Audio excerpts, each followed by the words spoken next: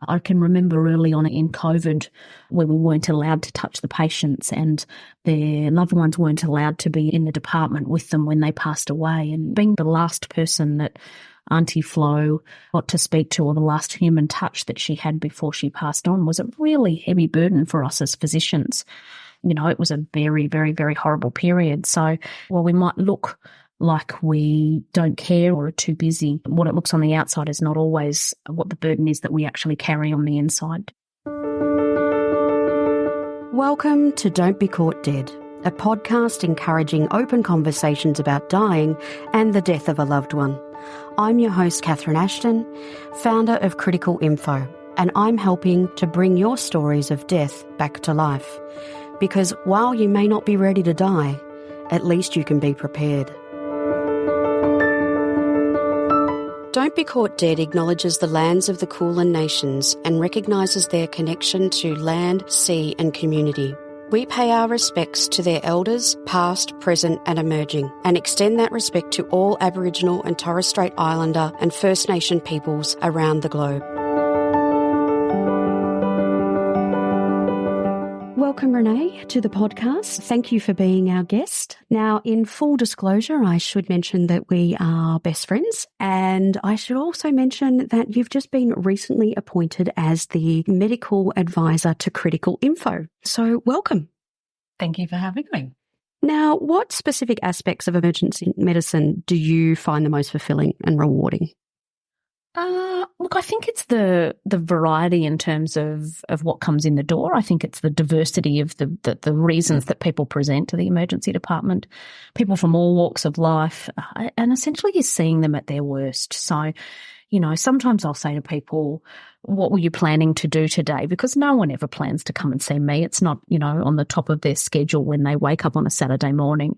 So I think for me, it's about helping someone when they're at their lowest, when they're scared, when, you know, they need answers and they want things to be okay, to be able to provide that humanness in a space that's pretty terrifying for a lot of people.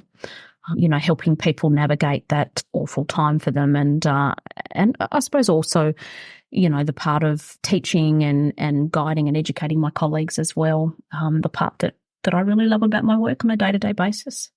So, Renee, you obviously have a real empathy for your patients that you see, and you obviously certainly have told many stories to me over the time.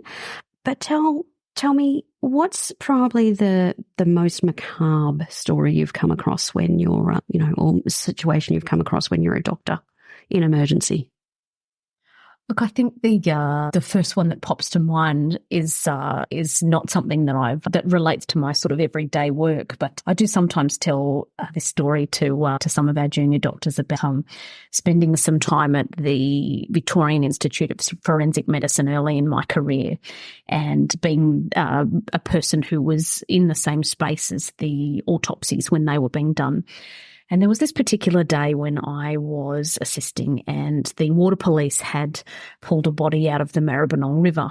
And I was only new to Melbourne at that time and I didn't even know what the Maribyrnong River was or where it was.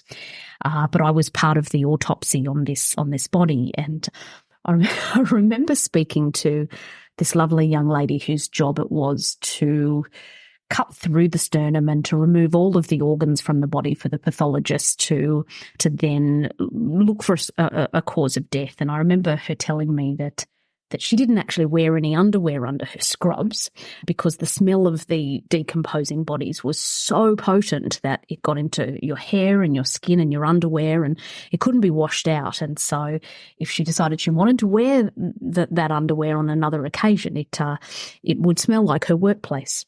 And I thought that was quite an odd topic until I was driving home that same afternoon and all I could smell in my hair and my skin was the smell of rotting human flesh. And without being very aware of it, I actually was speeding along the road on my way home from work and I got pulled over by the very same water police. And when asked why I was speeding, and I was only going a couple of Ks over the speed limit, but I was in such haste to get home because I smelt so bad. And the water police I put my window down and they said to me, "Ma'am, do you realise you're speeding?" And I said, "Yes." And I explained that story to them, that I needed to get home to have a shower because I smelt like, what did they call it? They called it decomp. And the very kind policeman obviously was taken aback by the smell of me coming out that car window, and he actually let me go home to my shower without a speeding fine. So it's probably the most creative story that you could ever hear for why someone was speeding.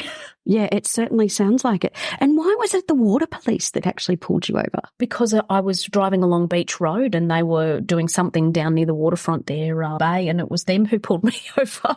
Oh, that's bizarre. Like, that would never normally happen. No. What a day at the office. Oh, that's hilarious. And talking about a day at the office, how is your everyday job affected and influenced your personal perspective on death and end-of-life care? I think as an emergency physician, while end of life is not something that we deal with every day, it's something that we deal with often. And, I remember pre-COVID, there used to be this principle that no one should ever die in the emergency department. But then we were faced with a global pandemic and the hospitals were just overwhelmed.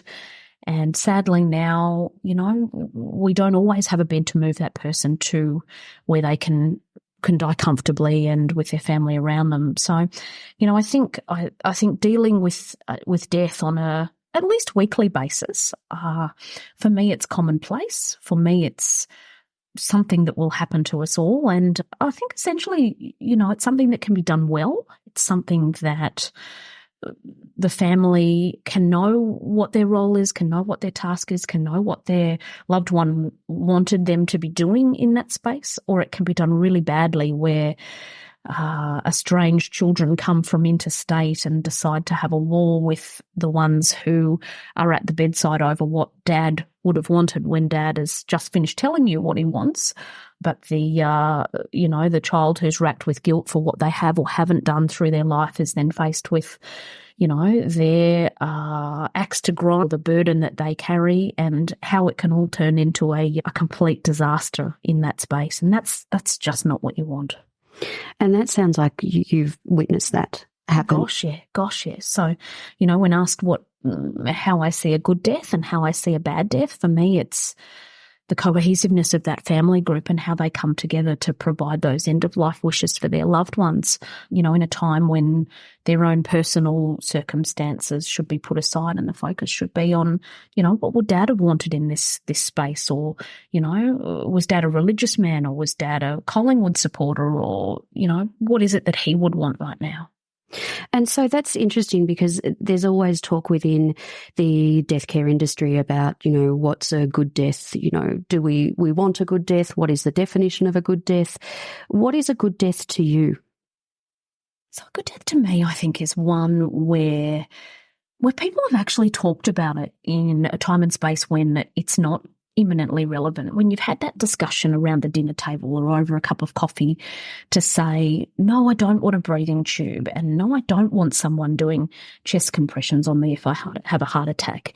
It's the planned, it's the disgust, it's the, well, I'd like my ashes scattered in the water, or I'd like to be buried under a tree, or, the sort of conversations that are had where we can let our loved ones know what we want, what we would like, and what's meaningful to us. And then the contrast with that is that, there's been no discussion. Even, if I share an example about a patient who had a terminal cancer where palliative care was involved, yet still the discussion hadn't happened. And, I'm having it in the emergency department where the patient is so confused and so close to that end of life where they can't even have a conversation with me anymore. And as the physician, I'm just hoping and praying that I'm not doing something to or for that patient that they wouldn't have wanted, when there's not been a discussion for me to know what's the right way and what's the wrong way. And I go home at the end of my day wondering whether I did the right thing or not. I think that's a massive burden to place on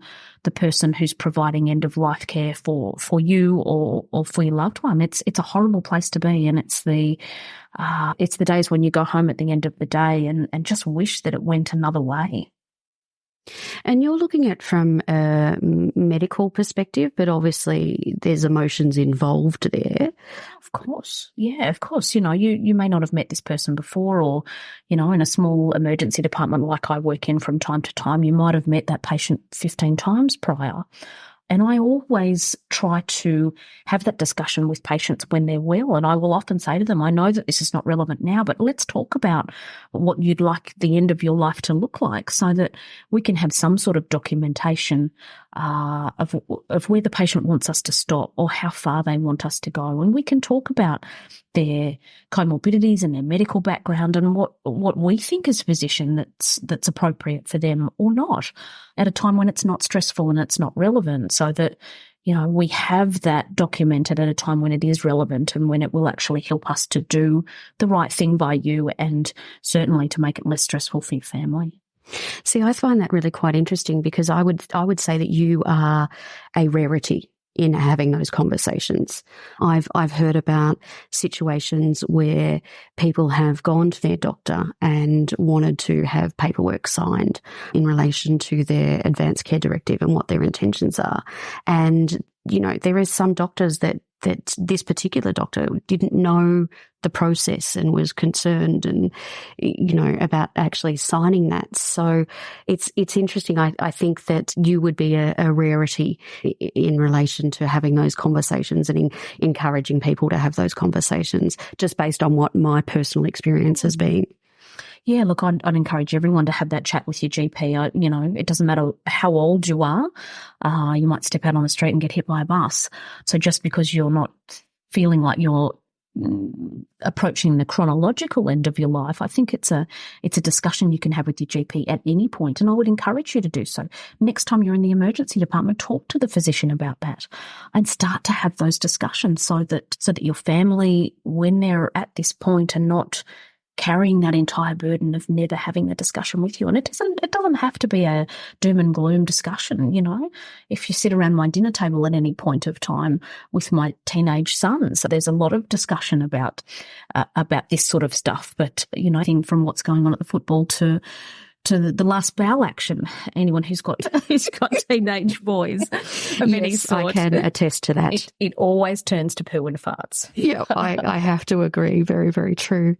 Now, just back on the question I asked previously in relation to how your everyday life working as an emergency doctor and dealing with death, how has that affected you personally when you come home?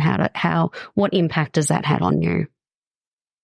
I think it depends on the type of shift that you have. Anyone who's sat in an emergency department waiting room in the last 10 years will understand how incredibly busy it is.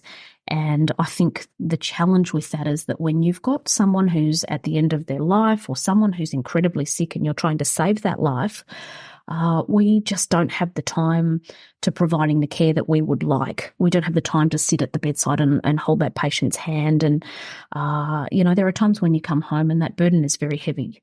I can remember early on in COVID, where we weren't allowed to touch the patients, and their loved ones weren't allowed to be in the department with them when they passed away. And, being the last person that Auntie Flo got to speak to, or the last human touch that she had before she passed on, was a really heavy burden for us as physicians. It was a very, very, very horrible period. So, while we might look like we don't care or don't have time or are too busy, what it looks on the outside is not always what the burden is that we actually carry on the inside. Underneath we are humans, and we love and we grieve and we bleed the same as anyone else. And so I think those competing demands of providing care at end of life, but resuscitating the sick person in the resus cubicle who's just come out of a multi-vehicle accident, or the little 3-year-old with the tonsillitis. We care just as much about every one of those patients, but often we can't provide the care that we'd like. And I think that's probably the heaviest burden that I feel like I bear at times. And I suppose that also it must add an extra layer when throughout your entire career, death is viewed as my perception is that death is viewed as a failure of a doctor. I think there are certain specialties in medicine where jokes are made about, and all courtesy to all the palliative care physicians out there or the oncologists, but jokes are made about, some physicians still wanting to do CPR on the person who died last week. I think as an emergency physician, we see death often, and we're pretty good at making an assessment fairly early on about what the chances are that we might be able to resuscitate a patient. And certainly, should we resuscitate them, what are their wishes? What are our chances? I think in emergency medicine, we're also very good at knowing what a good death looks like and being equally happy to provide a passing away with a patient where they're not in pain, where they're not in distress, where the family know what to do and know what their role is. I think that's a big part of our job too. So we can do that very well. And I think we're also very making the decision when the time is for that to be our focus. I know at some stage we've talked about how we navigate those conversations, those end of life conversations with patients and families. And, I've kind of alluded to it before about it's so much easier when the family has had a clear conversation. And even when your death is expected or not, the one guarantee of life is death and taxes, don't they say? But it makes it so much easier when the family had the discussion and they know what you want. So, it certainly makes life for me in the emergency a whole lot easier. And it seems that, you've got a good sense of humour when it comes to dealing with the frenetic pace that obviously you must be involved with every day in an emergency department. I think as emergency services, police, fireys, the ambos, your emergency medicine nurses and doctors, I think we've all got a bit of a dark side. And in fact, I am part of a little group on Facebook where a lot of that dark humour is shared. And clearly it's got to be a closed group because I think some of the ways that we deal with that grief and what we face every day might be a little odd for some people from the outside. But I think as emergency physicians, we're all a little quirky in a way. And is that also, part of your support network that you have to actually deal with the day-to-day? Yeah, I think, you generally find that there's during that resuscitation situation for good or bad, with whichever way it's turned out in the end, that team, you bond so tightly as a result of working at those extremes of life and death, the birthing or the passing on of a patient. They're really incredibly emotionally charged times, and your team does bond. There's times when the ambulance services will stay in the resus with us, and you build quite a unit with those people because of the things that you face together and the things that you've worked so hard to try and achieve together, whether you've failed or whether you've actually managed to succeed there. But it really does bring you together, and it enables you to understand each other on a level that I don't think anybody else in the community could even fathom. To be able to come home and share those discussions with my husband or my daughter, certainly there'll be an abridged version of what happened in the office that day. The reality of what really goes on there could only ever be the general public would probably just scratch the surface of what we really go through on any given day.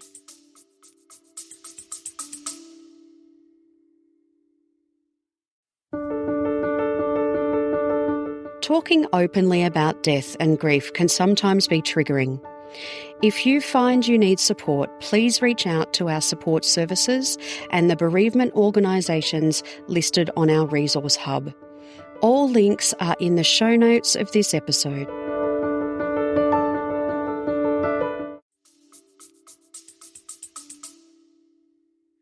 Thanks for sharing that, Renee, because that is quite personal, the challenges you do go through. Like I know that you share a certain aspect with it with me, but I know that there's a lot that you carry. Has it made you, think about, God, creation, Allah, whatever being that might be? Have you found some sort of faith or spirituality to try and get you through your everyday? I think some who work in this sort of field have some sort of sense of something bigger than us. And, it's interesting how many people you find who work in emergency services have got some sort of faith beyond themselves. And I think, maybe that's our way of trying to explain the unexplainable, or to try and find meaning in a place where there seems like nothing but chaos. And that can be religion, it can be football, it can be, sometimes the bad stuff like eating and alcohol. But I think we all search for meaning somewhere. And, for me, I do believe that there's something bigger than myself out there. And I think I have to, in order to get up each day and keep going and doing what I do. I think if you believed that only that there was chaos and your role was trying to make sense and order of the chaos, you might find that role a bit burdensome and, essentially not be able to continue each day. So I think you do have to think there's some bigger reason in it than just you and the patient in front of you. Wow. Yeah, I'm sure. Yeah, it's interesting. It makes me think, to support the role that you do and what you have to deal with on a daily basis, how do you see the role of, services like death doulas, palliative care workers, those people in supporting those families in these situations? Look, I think that death is done differently by lots of different people. And, we just talked before about different people's, looking for faith or rhyme or reason.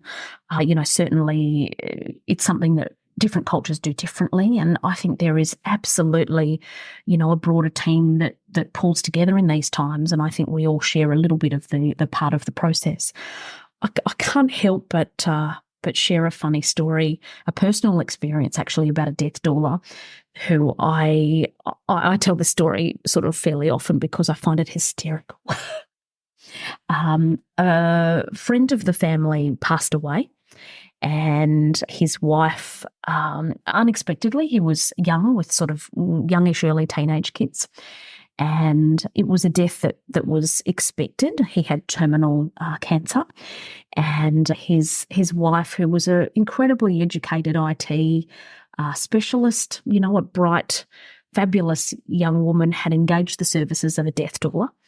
And to the shock and perhaps horror and dismay of the teenage children, they'd made the decision that was right for her to keep his body after he passed on in the bedroom, on the bed, with a cooling mat underneath for a number of days. I'm not quite sure who decided the number of days that was appropriate for him to remain on that cooling mat. But there was a statement from one of the teenagers about not wanting to go into the bedroom because there was a dead man in there. And essentially, subsequently, the coffin, which was a chipboard box, I believe, that the children had drawn art all over, had subsequently sat on the dining room table for a number of days prior to the funeral, and it was held in the house. And that was a funeral that was held in the house? The funeral was held in the house, and Then a number of the family members had to remove the coffin from the house down a steep flight of stairs because they lived on a bush block that only had one access sort of up and down a cliff face. And a number of them, including one of the local ambulance officers, had to work together to try and get this very heavy coffin down those stairs. And it wasn't without incident. I won't say any more than that, but let's just say that box did not remain closed for the entire duration of the transport down the cliff face. Oh, my goodness. So I kind of think of that for me as being one of the worst, almost macabre stories I've heard. Certainly I wasn't there to experience it, but it was the right end of life process for the person who organised it all. So while that's completely different to what I would pick for my own loved ones, that was what was right for her. And, in hindsight, it certainly helped her with that grieving process, but I can't help but see the funny side of it. And the children in the end, you said that they actually decorated the the card, the box. Yeah. And drew some the coffin and things that were meaningful all over it. And I think in hindsight, they've actually had a really healthy grief process. I think it, while it seemed all very new and creative to me, I think it turned out really well. So I think we just need to have an open mind that everyone does something differently. And, I can't help but think of I was only pondering about this morning, about the whole concept of a birthing plan. And I'm going to go completely off piste here. But if you know of someone who's, had kids or recently has given birth in the last 10 years, there's this concept of a birthing plan where we go along to antenatal classes and you learn to breathe and you've got your support person there and you write this plan out of all of the things that you do and you don't want. And most of us know that it goes nothing closely to the birthing plan. Yes. And you probably end up with all the things that you didn't want. But I just wonder why we don't do that for when we die. We have this thought out plan for when we're going to bring another human into the world, but why don't we have one for when we go out the other side? I actually think it would be really useful.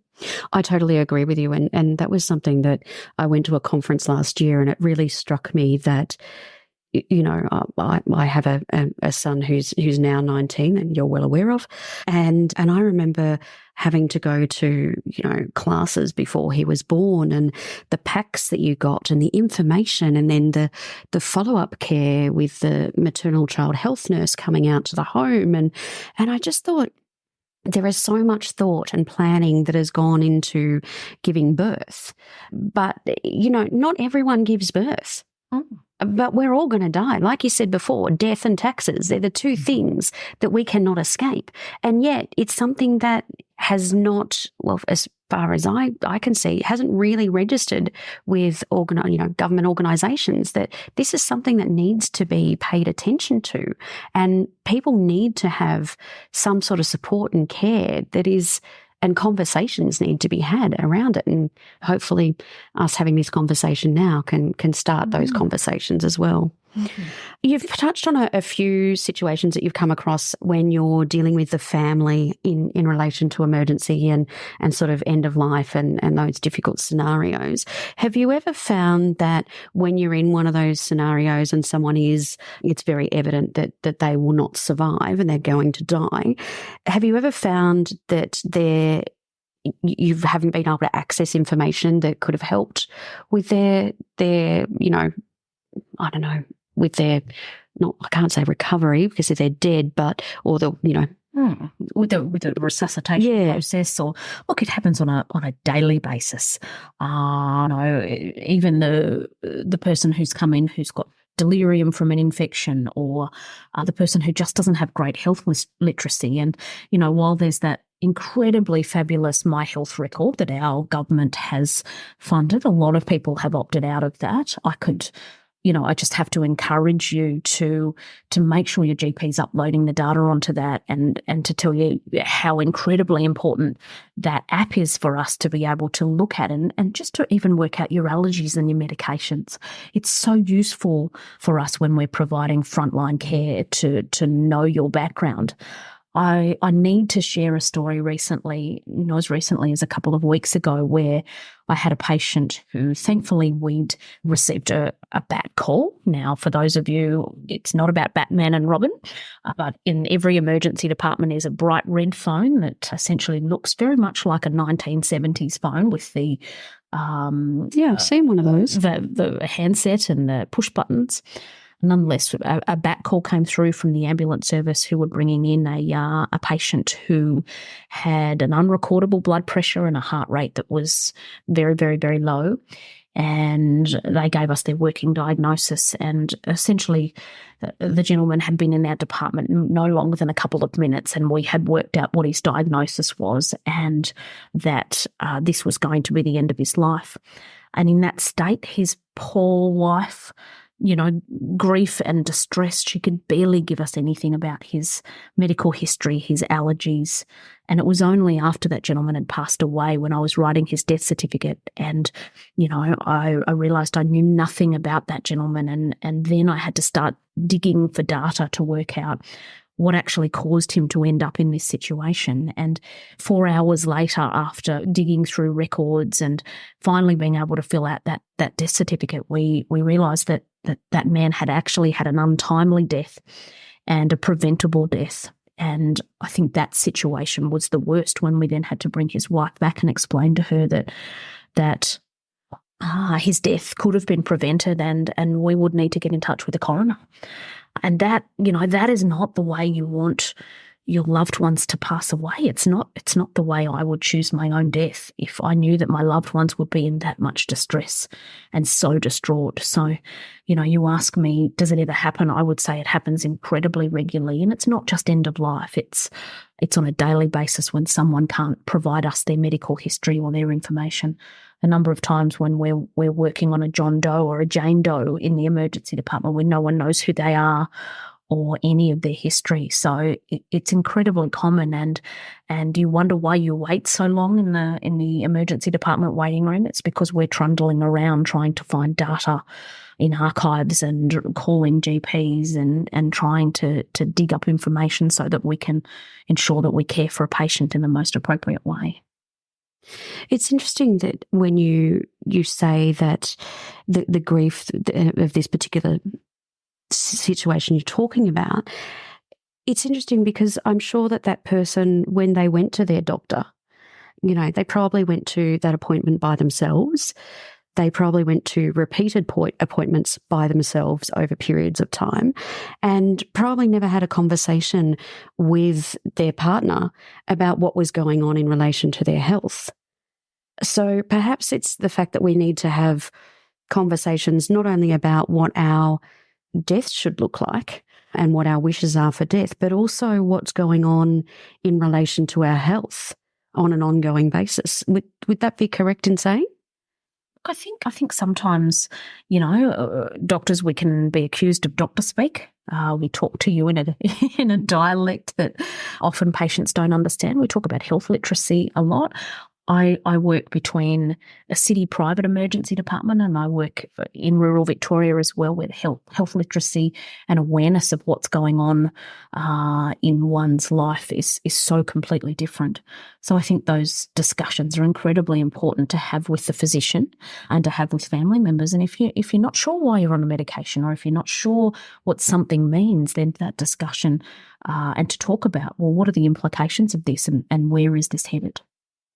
And I find that sometimes when you go to an appointment at a doctor, like I've actually now, with my chronic pain and the issues that I've had to deal with since a car accident, I actually now write a little list. And then I always, when I have been given, because obviously I see specialists and then I see my normal GP, what I've started doing now is also when I go and get a script made, I make sure that if it's a new script, I check with the pharmacist that it's not going to actually mix or interact with the medications that I'm actually currently on, that he also knows that I'm actually taking. So what other things can you, from your experience, that's just something that I've learnt personally, but what other advice could you give people, I suppose, to, prepare themselves or improve their literacy around their health, medical information, that sort of thing? I think one of the most useful things that I've seen someone have, and honestly it would have taken them no more than 30 seconds to do, was one particular morning when they were taking their medications, they lined all the boxes up with the labels facing to the front so you could tell the milligrams or micrograms and how many tablets they took, and they took a picture of it on their iPhone. And to be able, in a heartbeat, to be able to have somebody show you that picture and you know exactly what their past history is and their medications. And, all it took was a thought and someone to actually think about what it might be like to be that physician scrambling for data in one of those critical situations. So something like that is so easy. And then the other end of the spectrum is where you get these fabulous people who've got their entire medical history on their phone or somewhere accessible or printed out for you, and they say to you, oh, you can keep that copy. And it is such a delight to have one of those patients who is so across it all. But then the other end of the spectrum, there's various things. I can talk about a man yesterday who, we talk about this term of Dr. Google. He Dr. YouTubed, And oh dear. he was a bright man. He told me that his medical knowledge had come from being a long-term investor in biomedical science, and he actually had an incredibly good health literacy, but had actually self-diagnosed from Dr. YouTube.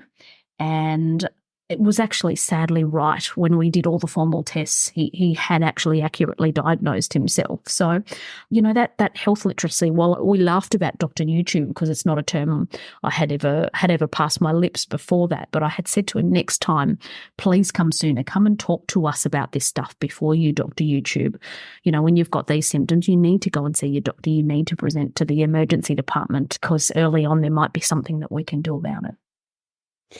And you hear recently that with everything that's going on in relation to the change in billing practices with medical centres, it is the concern that people are actually looking at YouTube, they're looking at Dr. Google, they're even looking at TikTok now.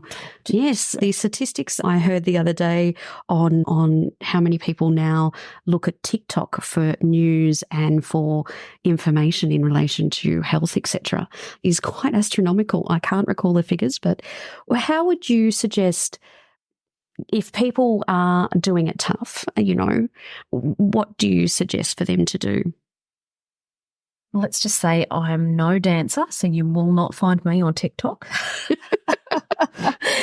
But look, essentially, you can search any number of symptoms on the internet and they'll give you a gazillion different possible diagnoses for those, all of which, may or may not fit your background or your other risk factors. So while Dr. Google exists, and we can't say it doesn't exist, and it certainly presents a bunch of ideas, it makes patients incredibly stressed. And, if you Google the sky is pink, you'll find 10 examples of that. If you Google the sky is green, you'll find an equal number.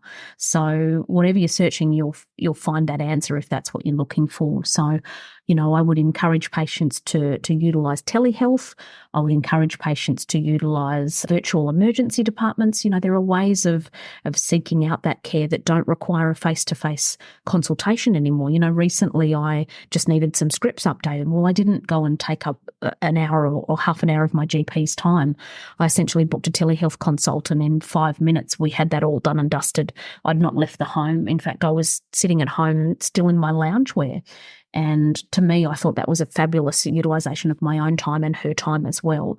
So, there are changing ways that we can consult with our physicians, and certainly in rural areas, we know that it's a 3-week wait to get in to see the doctor, and as a result, people are turning up to the emergency department so much later than they should be. The appendicitis is now perforated, or the gallbladder is now gangrenous.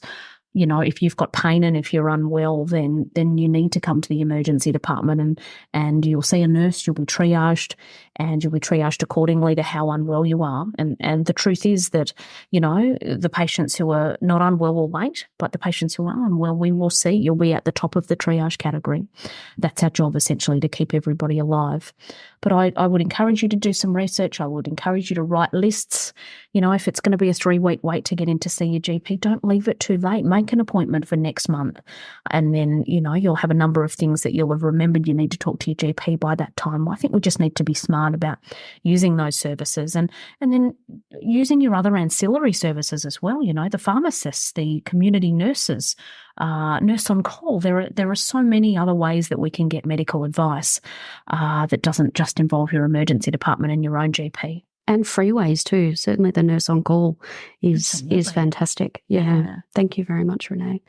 So in summary, Renee, what would you say are the key things as someone who deals with death every day at the coalface of this? What would you say are the things that you would like people to be aware of or act or do? Well, I think first of all, I've got to say, I don't deal with death every day. I'm not that bad a doctor.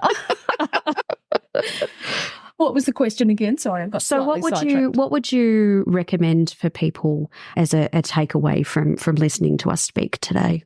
Look, I think, Catherine, when you first came with the idea that you had about a secure storage system where everything got put in one place, and when I share this story with my colleagues, I say it's got everything from how you want your dog to be cared for to what you'd write on your own eulogy. I think just, talk about this stuff. Find a funny or a comfortable place to talk about this stuff with your loved ones. My family are very clear on how I want the end of my life to look. I've told my husband, don't ever take me to the hospital, which I think is quite a funny perspective. But, for a doctor, yes. Yeah, I've shared with my loved ones that I want my body to be donated to medical science. I would like to have the medical students be able to learn human anatomy from the body that I don't need anymore. But I recently have found out about a study that one of the local universities are running where they're looking at the decay process and seeing how long it takes in certain environments for a body to decay. Well, I clearly need to state, while I want my body to go to medical science, I don't want to be left down in the paddock to rot so that I can be recorded for how long it takes my body to decompose.